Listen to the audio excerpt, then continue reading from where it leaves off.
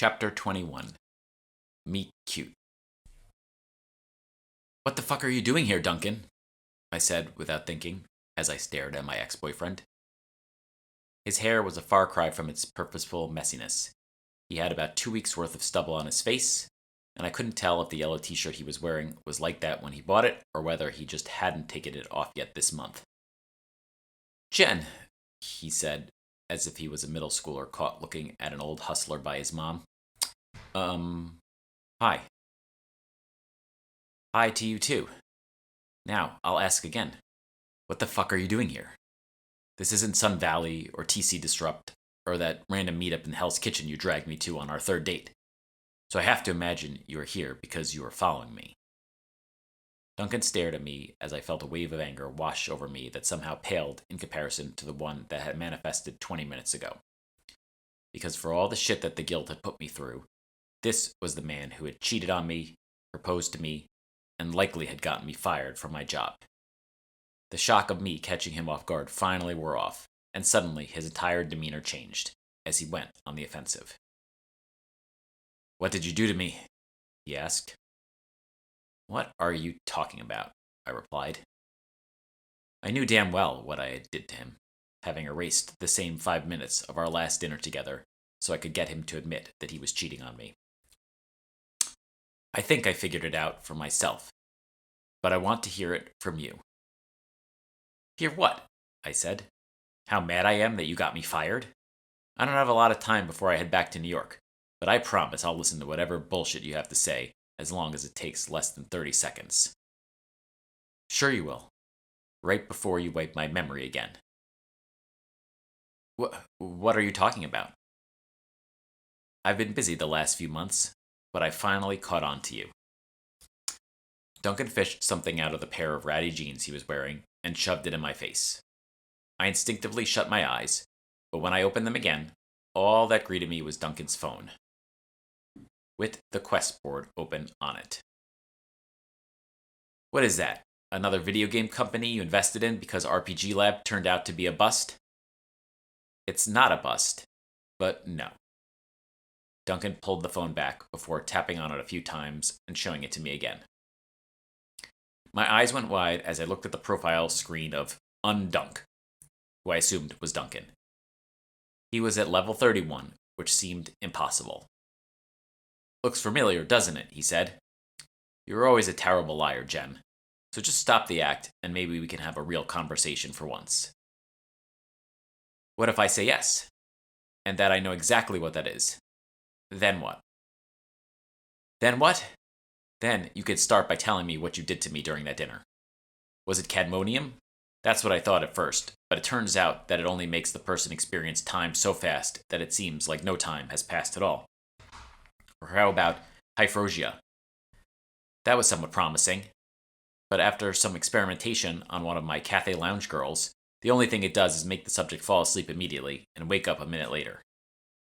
Maybe it was pure woods metal, but that's been hard to find since the 50s. And then it finally hit me. A bathtub gin version of Letherium. I tried my best not to let my jaw figuratively drop down past my knees.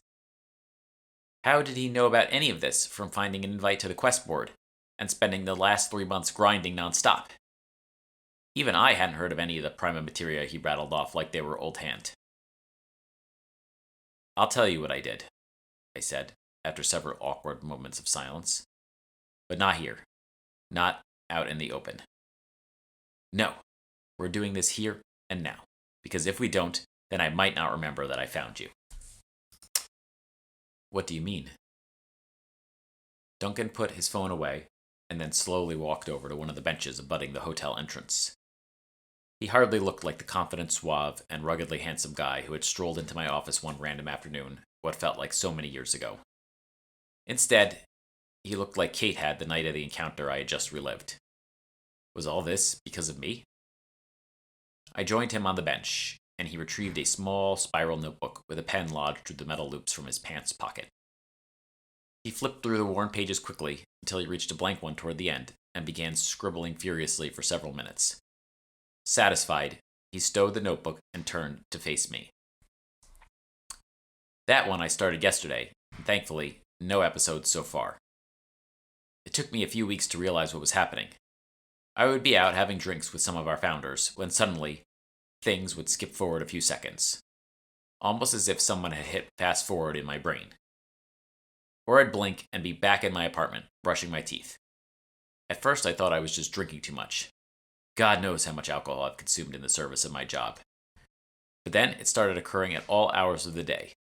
Lost minutes here, lost minutes there.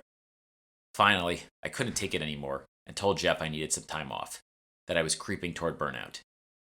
He gave me a few weeks, and I flew back to New York at the end of March. Why didn't you reach out to me then? I asked. I didn't think it had anything to do with you. It wasn't until I got an email from Jeff a few days after I landed I heard you had gotten fired, and that's when I finally remembered how weird our dinner had been. Yeah, and thanks again for that.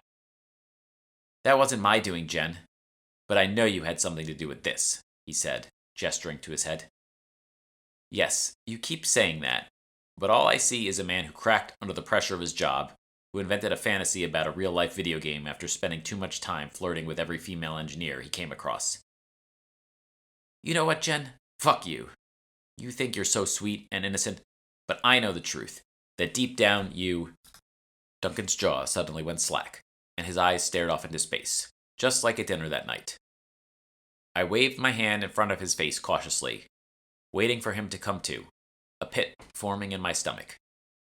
Finally, after 30 seconds, the look of recognition reappeared in his visage, and he nearly fell backward off of the bench. Jen, one second. He pulled out the notebook again and perused his notes from just a little while ago, and when he looked up at me again, his demeanor was noticeably calmer. How much did I lose this time? He asked. I paused for a moment to consider how to respond. Could I take advantage of the flaw in Duncan's notebook system and make him think that we had spent hours together and hashed out our differences? Or was this just a test? In reality, he had written the timestamp at the end of every entry and knew exactly how long he had been out. What's the last thing you actually remember? I said. I was on the train, one car away from you, earlier this morning. I hadn't initially planned on following you down to DC. It was too big a risk, straying that far from home.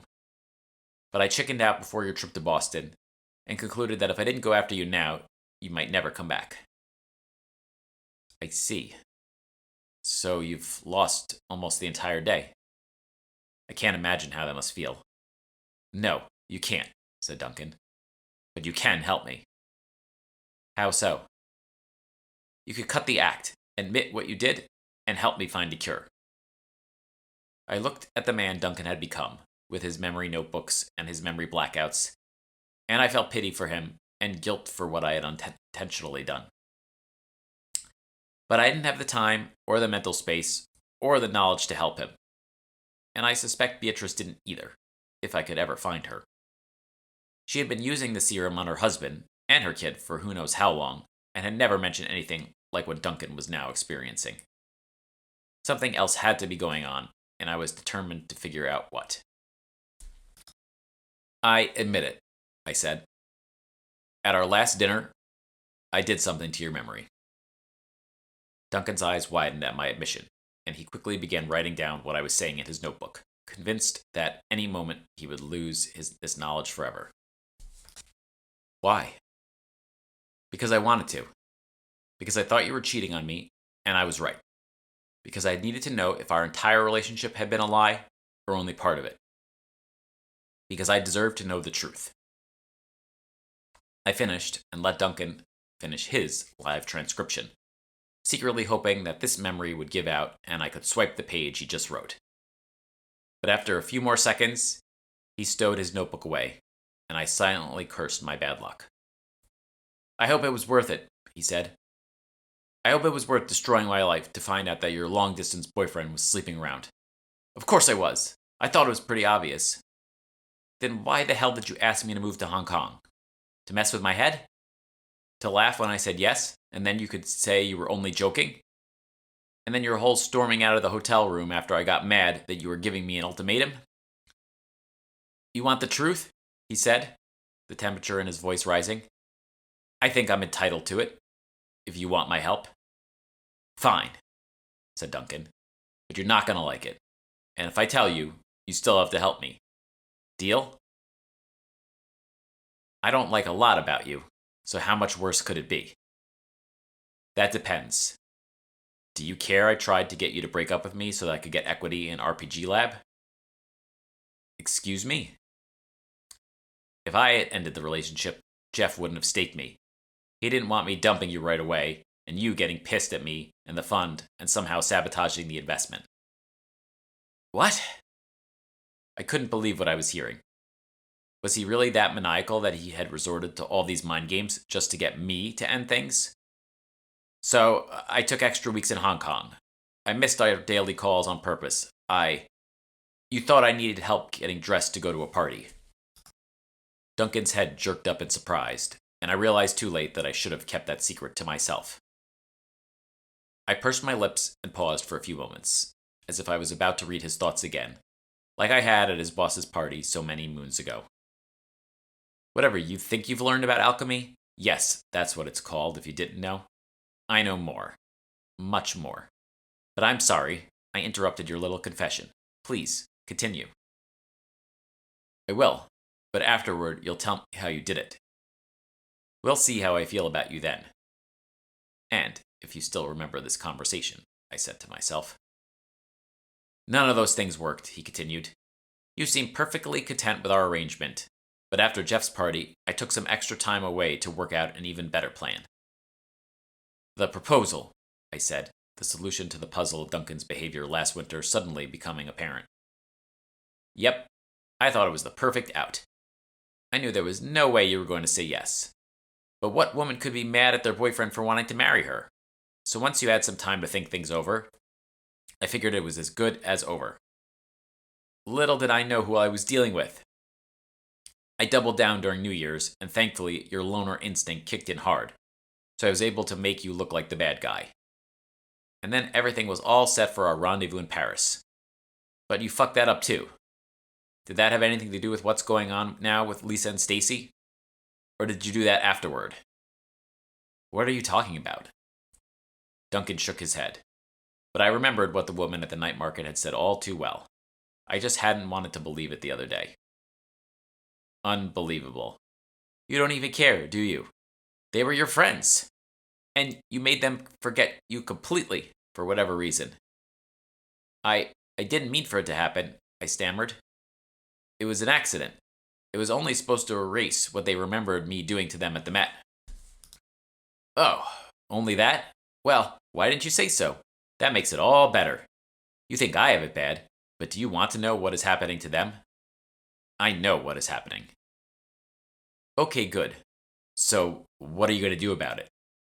I don't know. You don't know? You knew this whole time, and yet you're gallivanting up and down the East Coast doing nothing? I found out literally 3 days ago. It's not like I've been calling them on the phone every night to shoot the shit. They don't know who I am. I thought it was just best if I left them alone. For now. You're trying to do what? Save your own head while we all lose ours? That's fucking great, Jen. I wish you good luck in your quest. As Duncan's mind hit reset again, I again contemplated stealing his notebook and redoing this entire conversation over in a less confrontational manner. Or just fleeing and hoping he wouldn't find me again. But running away from him and Lisa and Stacy had only brought their problems right to my doorstep, when they were the last things I needed. If I couldn't shake him, then I could at least use him to my advantage. It took almost 5 minutes before Duncan came to again, and when he did, it was with the same startled reaction as before. How much did I lose this time? He asked. Oh, only about 10 seconds, I said, with a smile. Don't worry, you got it all down in your notebook.